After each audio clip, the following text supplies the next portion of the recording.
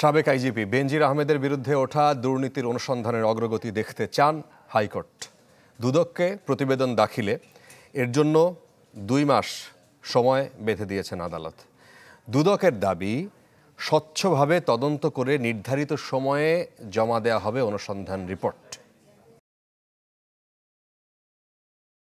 সময়টা মোটেও ভালো যাচ্ছে না একসময়ের দোর্দণ্ড প্রতাপশালী আইজিপি বেনজির আহমেদের। গেল কদিন ধরেই কখনো রিট, কখনো তার বিরুদ্ধে দুদকে যাচ্ছে অভিযোগ।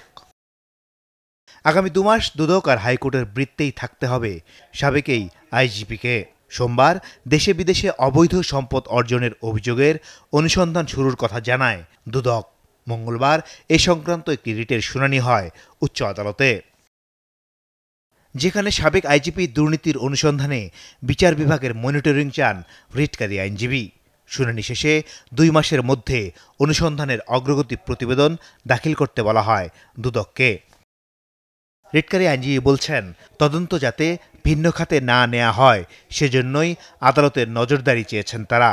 আর বেনজিরের আইনজীবী বলছেন, হয়রানি হলেই আইনি পদক্ষেপ নেবেন তারা।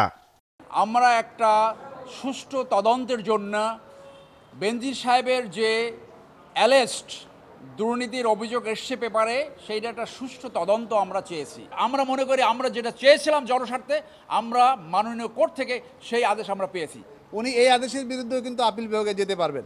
আমরা এই ব্যাপারে পরবর্তীতে সিদ্ধান্ত নিব। বাট আজকে আমরা যে কারণে আসছিলাম যে রুল ইস্যু না হোক, কোনো নির্দেশনা জারি না হোক, সেটা আমরা সাকসেসফুল হয়েছি। আদালত আমাদের সাবমিশন অ্যাকসেপ্ট করেছে। দুদক আইনজীবীর দাবি, স্বচ্ছভাবে তদন্ত করে নির্ধারিত সময়ই জানানো হবে অগ্রগতি। বিষয়টি আমরা আদালতের আদেশ কমিশনকে অবহিত করেছি। অবশ্যই কমিশন আগামী 2 মাসের মধ্যে তার অনুসন্ধান শেষ করতে পারলো কিনা বা অনুসন্ধান কতটুকু কার্য করলো এই মানি লন্ডারিং এবং জ্ঞাত আয় বহির্ভূত সম্পদের ব্যাপারে, সেটা আমরা অবশ্যই হাইকোর্ট ডিভিশনকে লিখিত আকারে হলফনামার মাধ্যমে আমরা জানাবো। এদিন হাইকোর্ট প্রশ্ন রাখেন, পাহাড় সমান দুর্নীতি করলেও তার বিরুদ্ধে ব্যবস্থা নেওয়া যাবে না কেন? সরকারি চাকরিতে প্রবেশ ও অবসরের সময় সম্পদের হিসাব দেওয়ার আইন থাকলে দুর্নীতি কমতো বলেও মনে করেন উচ্চ আদালত। একজন সরকারি কর্মচারীর যে বেতন ভাতা পান, তার সারা জীবনের বেতন ভাতার যে হিসাব, সেখান থেকে হয়তো 10% মানে বেশ কম হতে পারে। সেটা ভারতের একটা জাজমেন্টের কথা উনি উল্লেখ করেছেন। আর এর বেশি যদি হয় সেটা অবশ্যই ইললিগ্যাল হবে। রিট খারিজ চেয়ে হাইকোর্টে যে আশা নিয়ে এসেছিলেন বেনজির আহমেদ, তাতে একরকম জল ঢেলে দিয়েছেন উচ্চ আদালত। কারণ 2 মাস পর অগ্রগতি প্রতিবেদনের সন্তুষ্টি অসন্তুষ্টির ওপর নির্ভর করছে এই রিটের ভবিষ্যৎ।